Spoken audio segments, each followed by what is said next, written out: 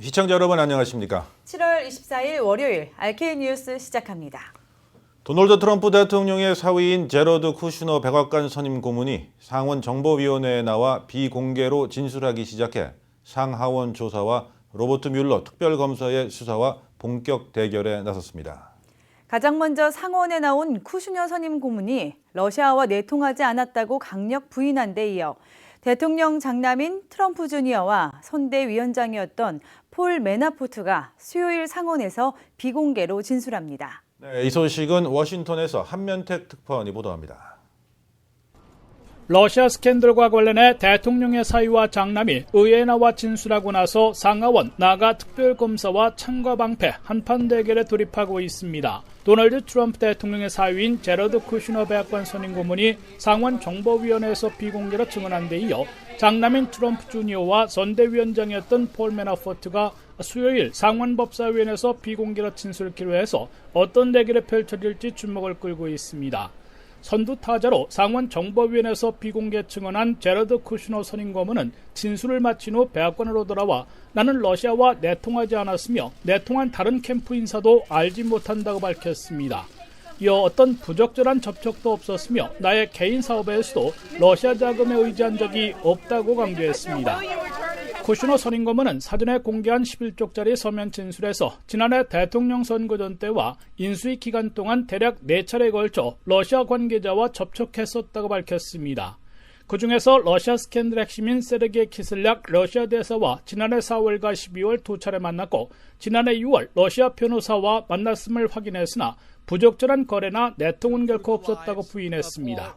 하지만 상하원 조사를 시행하고 있는 연방의원들의 다수와 로버트 뮬러 특별검사팀은 쿠슈너와 트럼프 주니어 등의 강력 부인을 그대로 믿지 못한 채 창끝을 겨누고 있다고 미 언론들은 보도하고 있습니다.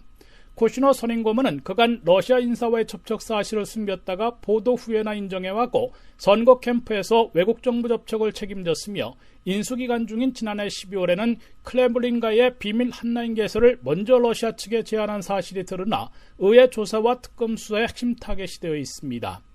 특히 로버트 뮬러 특별검사가 트럼프 대통령 본인과 가족, 측근들의 사업과 금융거래, 돈 세탁 의혹까지 수사하고 있는 것으로 알려지면서 트럼프 대통령이 선을 넘는 것이라고 공개 경고하고 특검팀의 뒷조사설까지 터져나오는 등 전면적 양상으로 치닫고 있습니다. 지금까지 워싱턴에서 RKTV 뉴스 한면택입니다. LA 한인타운 주택 판매 가격이 큰 폭으로 올라 내 집 장만을 꿈꾸는 한인들의 한숨소리가 깊어지고 있습니다. 집값 높고 유명한 오렌지 카운티도 상황은 마찬가지입니다. 그나마 어디로 이사를 가는 게 부담이 조금 줄어들까요? 김혜정 기자가 보도합니다. 수직 상승한 집값과 과도한 렌트 부담 탓에 LA시가 내 집 마련하기 힘든 최악의 도시에 꼽혔습니다.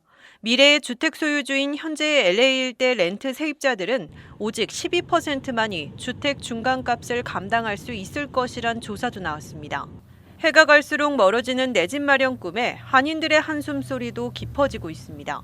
특히 LA 한인타운 집값은 눈에 띄게 상승한 것으로 나타났습니다. 주택 매물 서비스인 멀티플 리스팅 서비스 MLS가 최근 발표한 2017년 2분기 LA 지역 단독주택 거래 현황에 따르면 LA 한인타운을 포함한 미드윌셔 지역에서 판매된 단독주택 매물의 총 판매액은 1,720만 2,500달러로 집계됐습니다. 이는 1년 전보다 70%나 증가한 수치로 LA 지역에서 10번째로 높습니다. 판매된 매물 수도 지난해 13건에서 올해 20건으로 늘어났는데 평균 판매액 역시 지난해보다 10% 정도 오른 한 건당 86만 달러를 기록했습니다. 타운 인근 행콕박 지역도 같은 기간 주택 판매액이 1년 전보다 10% 정도 오른 1억 6천만 9천 달러로 나타났습니다.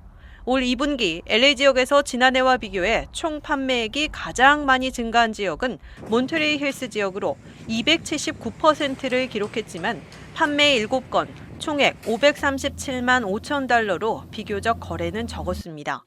한편 웬만한 연봉으로 집을 사기 어려운 오렌지 카운티에서 가장 집값이 저렴한 지역 10곳이 꼽혀 주택 구매자들의 주목을 끌었습니다. 부동산 정보업체 리스톤 하우징이 최근 발표한 자료에 따르면 오렌지 카운티 지역에서 가장 집값이 저렴한 지역은 라구나 우드입니다. 라구나우드에서 최근 거래된 주택의 스퀘어피트당 평균 가격은 $303로 나타났습니다. 도프캐년과 플라센티아는 각각 $335와 $342로 2, 3위를 차지했습니다. 샌클라멘트 탈레가와 라데라 렌치도 5위 안에 포함됐습니다. 그 뒤는 애너하임과 애너하임 힐스, 란초 산타 마가리타, 웨스트민스트, 그리고 산타에나가 이었습니다. 최근 오렌지 카운티에서 거래된 매물의 가격 평균은 스퀘어피트당 $440, 84만 9,600달러로 평균 크기는 1932 스퀘어피트였습니다. RKTV 뉴스 김혜정입니다. 해수면 상승에 따른 해일과 홍수 피해 와닿으시나요? 하지만 이는 캘리포니아주를 비롯한 전 세계가 탄소 배출 절감에 실패해 해수면이 상승할 경우 20년 안에 직면할 수 있다는 시나리오라는 분석입니다. 해수면이 4피트 이상 상승하면 오는 2035년에는 캘리포니아주를 비롯한 전국 해안가 도시는 한 달에 최대 170회 이상의 홍수 피해를 입게 될 것이라고 예측됐습니다. 이황 기자가 보도합니다.